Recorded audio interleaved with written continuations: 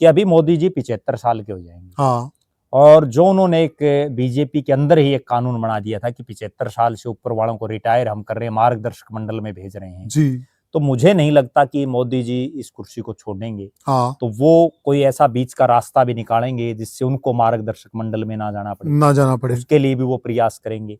हरियाणा की एक बड़ी नेत्री हैं जिनको शायद, मुझे जहां तक लग रहा है, वो राज्यसभा में किरण चौधरी, और मेरे पास जो सूचना है उनको वहां से खट्टर साहब विधानसभा का चुनाव लड़ा सकते हैं, क्योंकि वो पहले वहां से विधायक रही हैं और डिप्टी स्पीकर रही हैं राज्यसभा के होते हुए, क्योंकि राज्यसभा का तो उनका कार्यकाल थोड़ा बचा हुआ है। तो उनको जो है वहां से विधानसभा का चुनाव लड़ाया जा सकता है, उसके लिए तैयारियां शुरू हो चुकी हैं। भले ही भूपेंद्र यादव मुख्यमंत्री ना बने हों राजस्थान में और हरियाणा में, देखो एक बड़ी गंभीर मैं बात बताऊं, भूपेंद्र यादव का 2 स्टेट में मुख्यमंत्री के लिए नाम चल रहा था, हरियाणा में भी और राजस्थान में भी। तो कहीं ना कहीं राष्ट्रीय फलक पर वो छाए हुए हैं। उसमें वो सिटिंग सीएम थे, और सिटिंग सीएम होते उनके नेतृत्व में चुनाव लड़ा बीजेपी ने, और उसके बाद उनको मुख्यमंत्री ना बना करके डॉक्टर मोहन यादव को बनाया। तो भी उन्होंने बड़ी सहर्ष भाव से कहा कि हो सकता है परमात्मा ने या बीजेपी के नेतृत्व ने मेरी और कोई जिम्मेवारी, बिल्कुल बहुत अच्छे तरीके से कहा। और उसका परिणाम ये रहा कि उनको लोकसभा का चुनाव लड़ा करके केंद्र में मंत्री कृषि जैसे डिपार्टमेंट। जी, बहुत बड़ा। राजनीति की दुनिया की बात करें तो साथियों,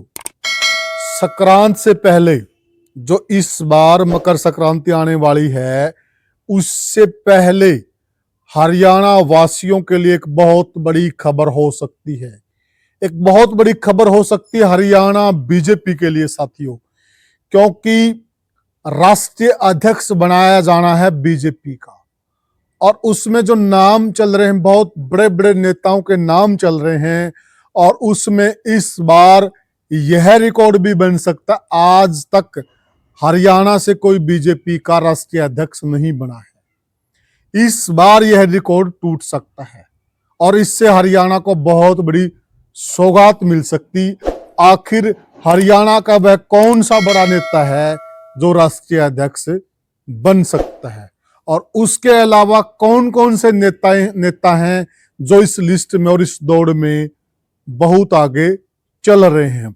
इस चर्चा में मेरे साथ जुड़े हुए हैं वरिष्ठ पत्रकार और राजनीतिक विश्लेषक प्रद्युमन जोशीला जी। प्रद्युमन भाई राम राम। राम राम जी, सभी दर्शकों को नमस्कार, राम राम। प्रद्युमन भाई, देखिए, जो बीजेपी की ऊपर की जो हाई कमेटी, हाई कमान है जी, उसके हिसाब से देखा जाए, संघ के हिसाब से देखा जाए जी, और जो सरकार है उसके हिसाब से देखा जाए, तो आपको क्या लगता है कि कौन कौन से नेता हैं जिनको इस बार राष्ट्रीय अध्यक्ष बना जा सकता है? देखो, पूरे भारत देश की नजरें इस बात पर हैं जी कि देश की सबसे बड़ी पार्टी, जी, जिसको सदस्यों के हिसाब से दुनिया की सबसे बड़ी पार्टी भारतीय जनता पार्टी की कमान अब किसके हाथ में होगी, उस पर पूरे देशवासियों की नजरें हैं, पक्ष की भी विपक्ष की भी जी। और उसके पीछे एक कारण ये भी है कि कांग्रेस में ठीक है अभी खड़गे साहब बने हुए हैं जी, लेकिन उससे पहले तो यही परिपाटी थी कि सोनिया गांधी जी लगातार बहुत लंबे समय, सबको पता था कि सोनिया गांधी जी रिपीट होंगे जी। उसके बाद राहुल जी आए, वे राहुल गांधी बनेंगे। उससे पहले भी इसी तरह से वहां पहले से ये पता होता है कि ये आदमी बनेगा जी। अभी खड़गे साहब जब बनाएगा तो भी हर जगह ये सुरसुराट था कि मल्लिकार्जुन खड़गे को बनाया जा रहा है जी। लेकिन भारतीय जनता पार्टी वो पार्टी है जिसमें पहले से सब कुछ क्लियर नहीं होता जी। यहाँ कभी भी किसी को भी बनाया जा सकता है जी। और ऐसे ऐसे लोगों को कई बार बना देते हैं जो कई लाइन में नहीं होते जी। एक बड़ी गंभीर मैं बात बताऊं, नितिन गडकरी को जब राष्ट्रीय अध्यक्ष बनाया ना, उससे पहले तो वो महाराष्ट्र में केवल एक मंत्री थे। बिल्कुल सही कहा, मंत्री रहे थे बिल्कुल, और कोई बहुत बड़ा उनका कद भी नहीं था। बिल्कुल सही कहा। लेकिन एकाएक उनको राष्ट्रीय अध्यक्ष बना दिया और उसके बाद आज देखो केंद्र की सरकार में इतने बड़े महकमों के लगातार मंत्री। बिल्कुल सही कहा। जेपी नड्डा हिमाचल प्रदेश में एक स्वास्थ्य मंत्री थे, बिल्कुल, कहीं कोई उनका नाम नहीं था लिस्ट में और एकाएक जो है उनको राष्ट्रीय अध्यक्ष बना दिया और आज वो राष्ट्रीय अध्यक्ष भी और केंद्र में मंत्री भी। बिल्कुल सही कहा। उससे पहले भी वो केंद्र में मंत्री रहे जी। तो अमित शाह का एग्जांपल भी हम, अमित शाह का अगर हम ले, अमित शाह एक विधायक थे बिल्कुल, और विधायक के बाद मंत्री बने थे। वो भी कोई बहुत ये नहीं था कि, क्योंकि वहां तो मोदी जी पावरफुल, बिल्कुल जी। और उसके बाद उनको एकाएक यूपी का सह प्रभारी लगाया, यूपी में सीटें आई और उसके बाद उनको राष्ट्रीय अध्यक्ष बना दिया जी।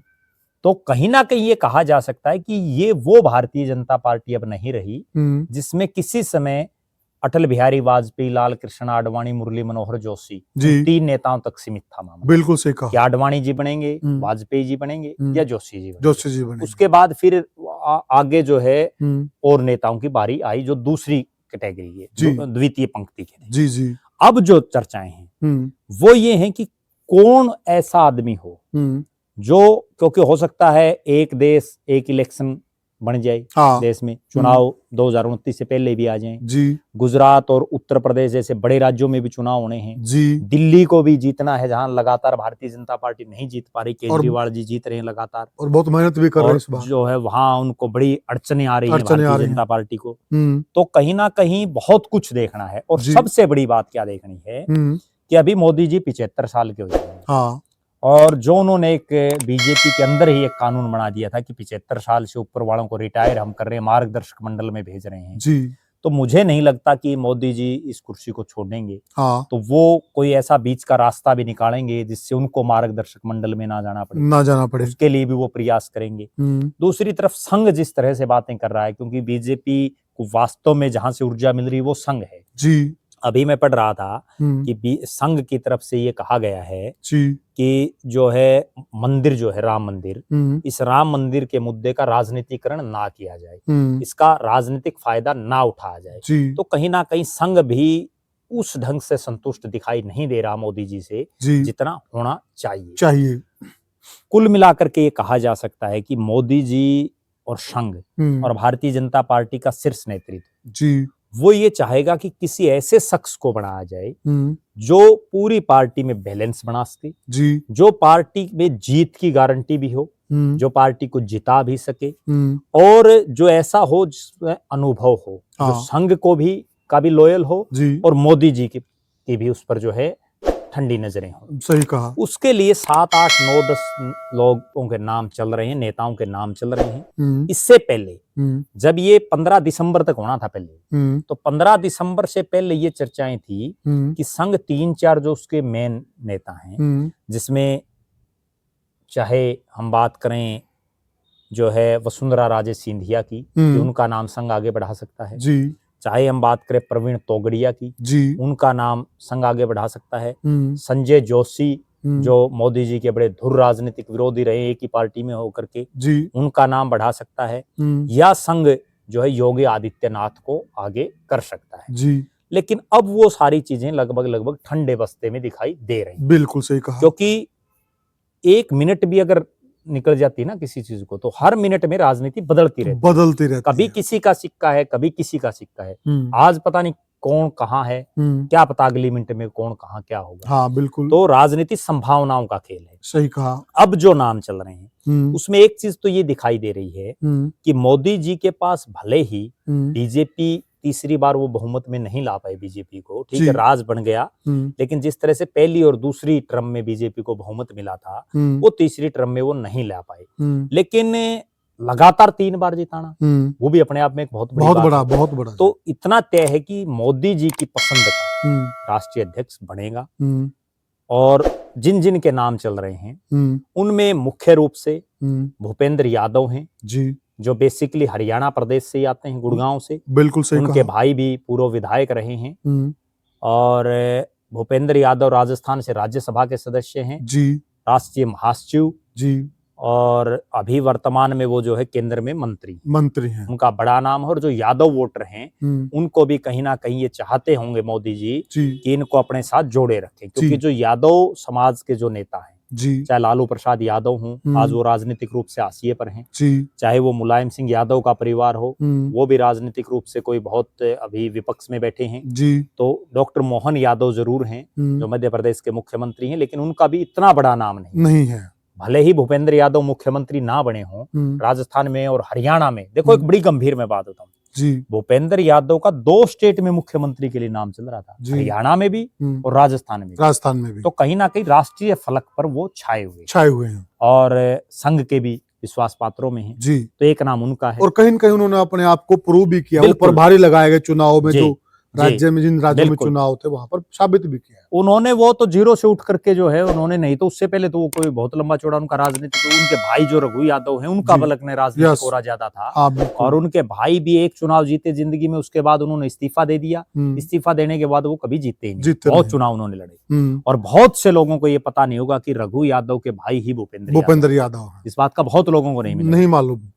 इसके बाद जो दूसरा बड़ा नाम है हम्म, वो नाम चल रहा है शिवराज सिंह चौहान का। जी शिवराज सिंह चौहान भले ही किसी समय मोदी जी के पैरेलल उनका नाम भी देश के प्रधानमंत्री के तौर पर चल रहा था, बिल्कुल सही कहा। लेकिन वो बड़े संयमित नेता है बिल्कुल, और वो काम में विश्वास रखते हैं, वो ज्यादा फूंफा नहीं करते बहुत समझदार नेता और हैं। बड़े समझदार है। और उन्होंने मोदी जी का और उनका जब पैरेलल मामला चल रहा था, क्योंकि मध्य प्रदेश भी बड़ा राज्य है, गुजरात के बराबर का राज्य है जी, गुजरात से मोदी जी अगर जीता रहे थे तो मध्य प्रदेश में शिवराज सिंह जीता रहे थे जी, दोनों प्रधानमंत्री की रेस में थे। बिल्कुल। उसके बाद जब मोदी जी को कैंडिडेट डिक्लेयर कर दिया तो उसके बाद शिवराज सिंह ने उनका नेतृत्व हर्ष स्वीकार किया, जो बहुत बड़ी बात। बिल्कुल सही कहा। और उससे भी बड़ी बात ये है, ईर्ष्या नहीं की। अभी जो ये चुनाव था, हाँ। इस चुनाव में वो सिटिंग सीएम थे।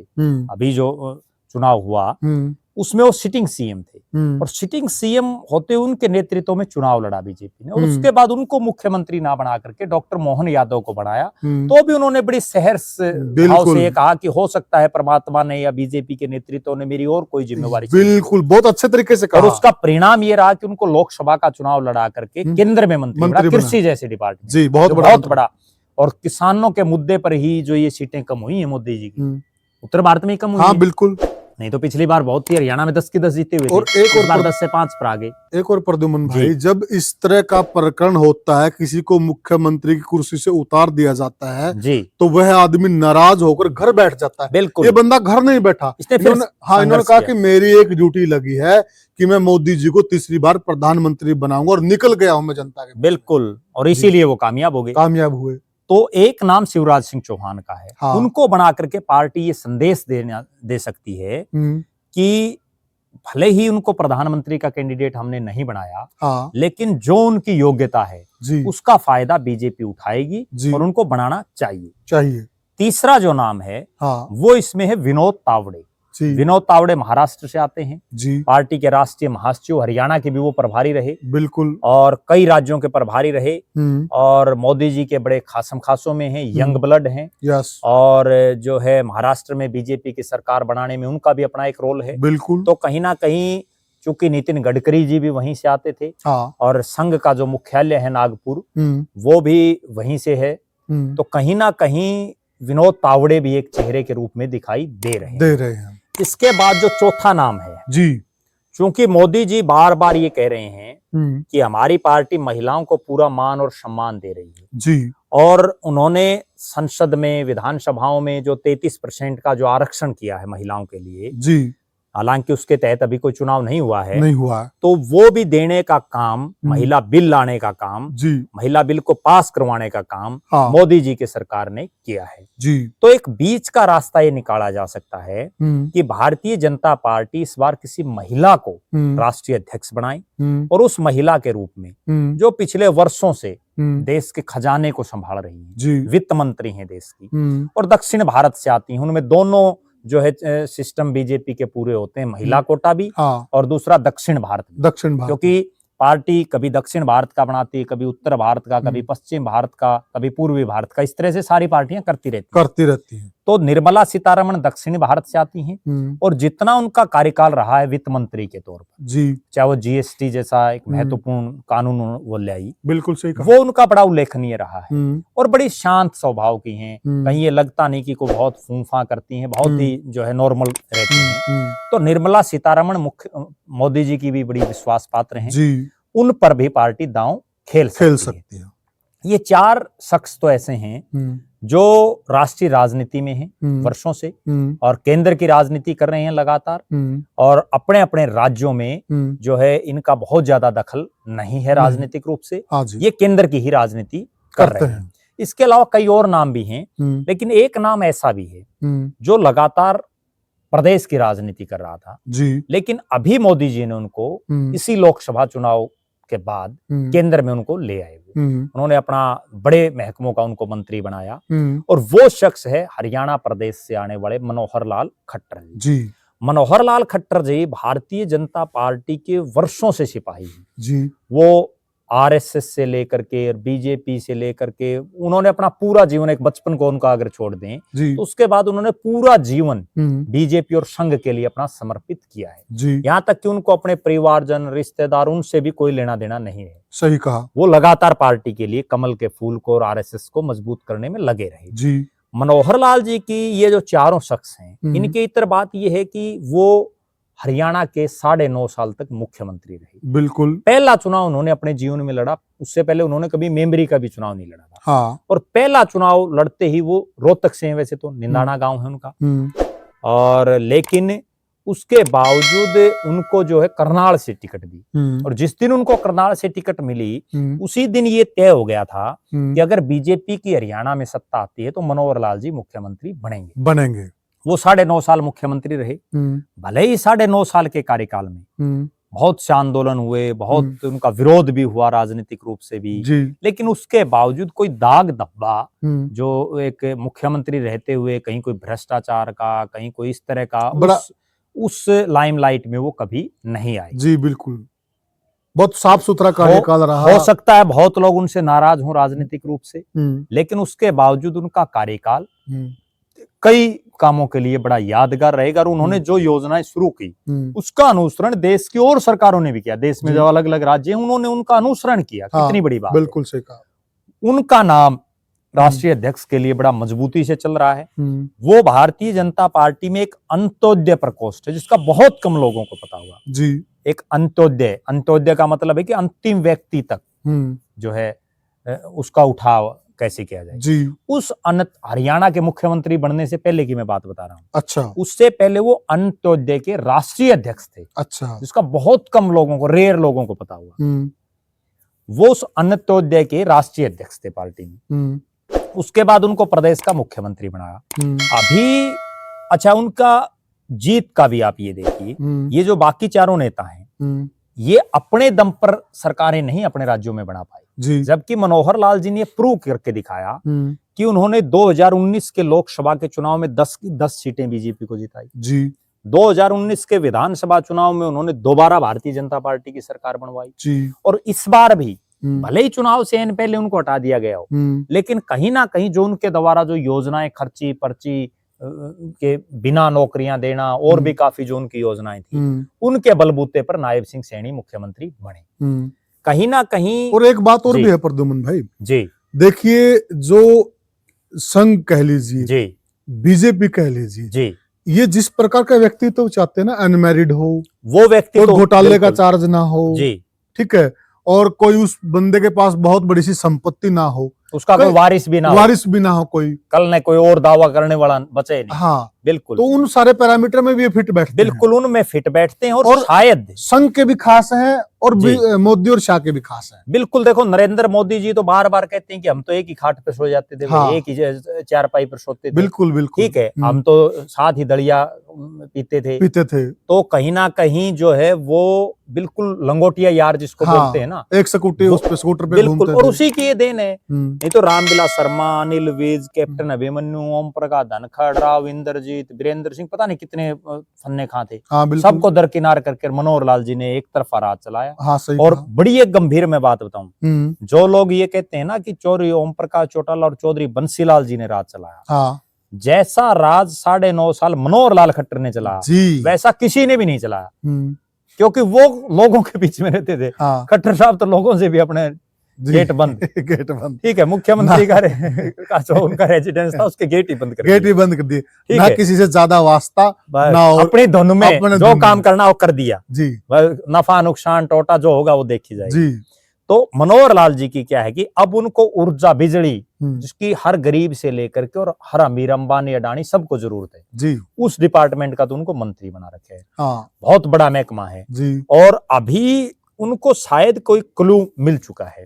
वो पिछले लगभग 1 महीने से, जिस 15 दिसंबर के बाद की मैं बता रहा हूँ, लगातार उनसे कई मंत्री, पूर्व मंत्री, एमपीज वो लगातार मिल रहे हैं। कल भी उन्होंने दिल्ली के जो सारे सांसद हैं, हाँ, सातों अच्छा, बीजेपी के हैं, उनकी मीटिंग ली है। अच्छा। दिल्ली चुनाव में वो पूरा इंटरफेयर उनका है, और कभी उनको हिमाचल भेजा जा रहा है, कभी उत्तर प्रदेश भेजा जा रहा है, कभी कहीं भेजा जा रहा है, और पूरे दिल्ली में पंजाबी वोट भी बहुत ज्यादा है। बिल्कुल बिल्कुल, और वो पूरी उन्होंने अपनी फील्डिंग लगा दी है। मनोहर लाल जी ने वहां जो उनके खासम खास लोग थे ना हरियाणा से, उनकी वहां ड्यूटियां भी लगा दी हैं, और पूरी फील्डिंग। हरियाणा की एक बड़ी नेत्री हैं जिनको शायद, मुझे जहां तक लग रहा है, वो राज्यसभा में किरण चौधरी, और मेरे पास जो सूचना है उनको वहां से खट्टर साहब विधानसभा का चुनाव लड़ा सकते हैं, क्योंकि वो पहले वहां से विधायक रही हैं और डिप्टी स्पीकर रही हैं राज्यसभा के होते हुए, क्योंकि राज्यसभा का तो उनका कार्यकाल थोड़ा बचा हुआ है। तो उनको जो है वहां से विधानसभा का चुनाव लड़ाया जा सकता है, उसके लिए तैयारियां शुरू हो चुकी हैं।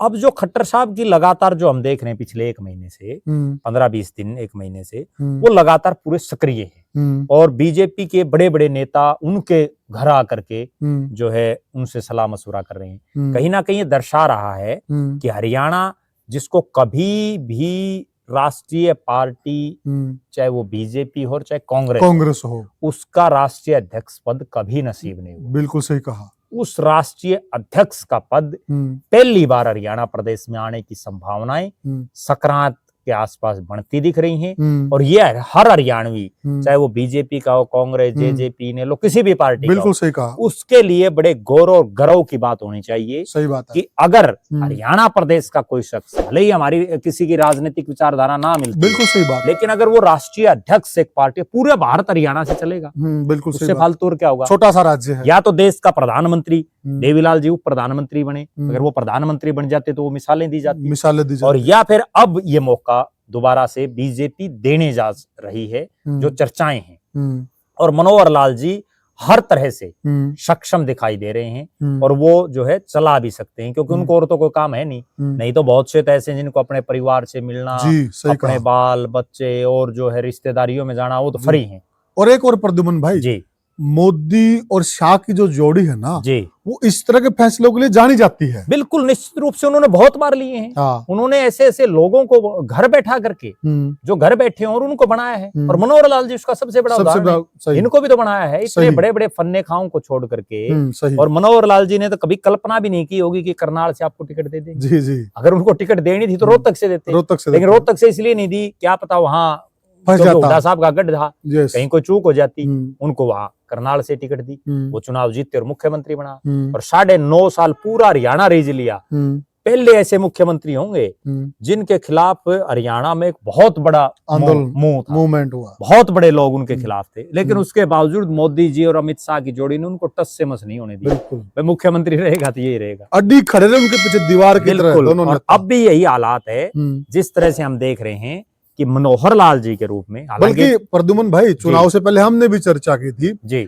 ऐसा माना जा रहा था कि उनको हरियाणा के चुनाव से दूर रखा जाएगा। बिल्कुल, लेकिन सारी कमान उन्हीं के हाथ में थी। सुपर सीएम है आज भी। आज भी जितने फैसले वो कर रहे हैं ना, ठीक है, नायब सिंह सैनी प्रदेश के मुख्यमंत्री हैं जी, लेकिन कहीं ना कहीं चाहे टिकट वितरण हो या और कोई भी हो, उसमें मनोहर लाल जी की ही मेन भूमिका है। यस, आज देखो, मंत्री प्रदेश से 2 और भी हैं केंद्र में जी, राव इंद्रजीत जो है लगातार एमपी हैं जी, और 7 बार के सांसद हैं जी, और यादव बेल्ट है। कृष्णपाल गुर्जर लगातार 3 योजनाओं से मंत्री हैं। खट्टर साहब तो पहली बार बने हैं, लेकिन सारे एमपीओ की मीटिंग खट्टर साहब ले रहे हैं। सोचने वाली बात है। मुख्यमंत्री जी भी वहीं बैठते हैं, मतलब, और हर 10-15 दिन में मीटिंग लेते हैं मुख्यमंत्री, प्रभारी प्रदेश के अध्यक्ष, सारे एमपी मंत्री, यहाँ तक कि राव इंद्रजीत और कृष्णपाल गुर्जर भी वहीं बैठते हैं। बिल्कुल सही, मंत्री तो वो भी हैं। बिल्कुल सही। मीटिंग देखो, एक बड़ी गंभीर मैं बात बताऊं, ना तो मनोहर लाल जी राष्ट्रीय अध्यक्ष, ना वो देश के प्रधानमंत्री। फर्क सिर्फ इतना है कि वो कैबिनेट के मंत्री हैं, वो राज्य मंत्री हैं, स्वतंत्र प्रभार। मीटिंग तो मोदी जी तो बुलाएं या राष्ट्रीय अध्यक्ष बुलाएं या प्रभारी बुलाए तो एक अलग बात है, उनके पास तो कोई पद है ही नहीं इस लेवल का, लेकिन वो उस मीटिंग को बुला रहे हैं, उनकी कोठी पर सारे एमपी नतमस्तक हो रहे हैं। तो ये दर्शा रहा है कि आज भी पावरफुल वही है। उनको भी पता है, सब एमपीज को, सब मंत्रियों को पता है जी। और मुझे तो ये भी पता है इस चीज का, और हो सकता है बहुत से लोगों को, कि इस बार जो टिकट वितरण हुआ लोकसभा में, आप देखिए 2 लोगों के लिए मनोहर लाल जी अड़े, दोनों पार्टी में नहीं थे। चौधरी रणजीत सिंह एकाएक ज्वाइन करके टिकट दिलाई, बिल्कुल सही। अशोक तंवर, सुनीता दुग्गल सिटिंग एमपी की टिकट काटी, बिल्कुल, और टिकट दिला दी। विधानसभा में एक भवानी खेड़ा विधानसभा है, बिशंबर वाल्मीकि 2 बार के एमएलए थे, मंत्री भी थे सरकार में जी। और एक कपूर वाल्मीकि हैं, जिनका कोई बहुत ज्यादा ब्योंत भी नहीं है आर्थिक रूप से भी, और बहुत ज्यादा सिस्टम भी नहीं था, उसको 1 मिनट में टिकट दिलवा, जबकि वो जेजेपी की टिकट मांग रहा था। सही कह रहे हैं आप। वो जेजेपी वाले उसको टिकट दे रहे थे, वो जेजेपी में था और उसको बुला करके और बिशंबर की टिकट काट दी। कहाँ गया वो संघ, कहाँ गई वो बीजेपी? नहीं तो बिशंबर ने कभी पार्टी नहीं बदली। बिल्कुल सही। और जो कपूर वाल्मीकि हो, कभी नेल्लो में, कभी जेजेपी में, कभी बीजेपी में, वो यूं है चक्कर काटता है। बीजेपी में पीछे भी चले गया था वो, फिर जेजेपी में आ गया। तो दरअसल कहने का अभिप्राय ये है कि मनोहर लाल जी बन सकते हैं, भूपेंद्र यादव बनेंगे, वो भी हरियाणा के हैं, लेकिन इतना है कि वो राजस्थान से राज्यसभा। और एक और देखे ना प्रद्युमन भाई की बहुत बड़ी बात है कि इस बार हरियाणा के 2 नेताओं का राष्ट्रीय अध्यक्ष के लिए नाम चल रहा है। ये सबसे बड़ी बात, आज तक नहीं चला। हाँ बिल्कुल, आज तक ना कांग्रेस में चला, ना बीजेपी में चला। ठीक है, पहली बार ऐसा हो रहा है कि 2-2 और एक भी नहीं, 2-2 नेताओं का नाम राष्ट्रीय अध्यक्ष पद के लिए चलना अपने आप में ये दर्शा रहा है कि हरियाणा में भारतीय जनता पार्टी के नेताओं ने वास्तव में मोदी जी और बीजेपी के शीर्ष नेतृत्व में अपनी पैठ बना ली है। जो किसी देवीलाल की होती थी किसी जमाने में, बिल्कुल, या फिर अब वो दौर अब आया है। देखो, चौरी देवीलाल की होती थी, चौरी बंसीलाल और चौरी भजनलाल का एक कद था, लेकिन वो कभी उस पद तक के नजदीक भी नहीं पहुंच पाए। लेकिन अब लोग तो तभी खुश थे, सुनो, जब रणदीप सिंह सुरजेवाला को जो है मीडिया प्रभारी पूरे देश का लगा, तो इतने खुशी हुई, वे पूरे भारत का प्रभारी है। Yes yes. तो अब तो अगर राष्ट्रीय अध्यक्ष बन गया तो इसकी तो कांग्रेस ही हो, जेजेपी हो, आम आदमी हो, इनेलो हो, या कोई भी हो, सबको तारीफ करनी चाहिए। और निश्चित रूप से हकदार भी हैं, मेहनत करके गए हैं मनोहर लाल जी, इसमें कोई दो राय नहीं।